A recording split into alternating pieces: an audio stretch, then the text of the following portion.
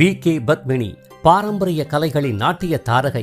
சிறுவயது முதலே நாடக உலகில் கால்பதித்து சுமார் 3000த்திற்கும் மேற்பட்ட மேடை நாடகங்கள் மற்றும் தொலைக்காட்சி தொடர்களில் தோன்றி ரசிகர்களின் மனம் நிறைந்த தமிழகத்தின் புதல்வி.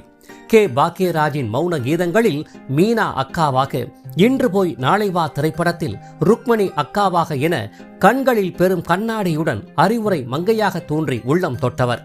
இப்பேற்பட்ட சிறப்புக்குரியவரும் தமிழக ரசிகர்களின் மனதில் நீங்கா இடம் பிடித்தவருமான யதார்த்த கலை நாயகி வி.கே. பத்மினியின் கலை பயணம், குடும்பச் சூழலால் திருமண பந்தமின்றி போன அர்ப்பணிப்பு உணர்வு, கலை உலக அங்கீகாரம் மற்றும் வாய்ப்புகள் இன்றி போனாலும் முதுமை வயதிலும் தன்மானத்துடன் வாழும் பொருட்டு இனிப்பகத்தில் வேலை செய்து வந்தது, தற்போதைய வாழ்வியல் நிலை உள்ளிட்ட அவர்தம் நினைவலைகள் போற்றும் சிறப்பு வாழ்க்கை பயணத்தை கீழே காணப்படும் சின்னஞ்சிறு முக்கோண வடிவிலான பிளே பட்டனை தொடுவதன் மூலம் விரிவாக அறிந்து கொள்ளலாம்.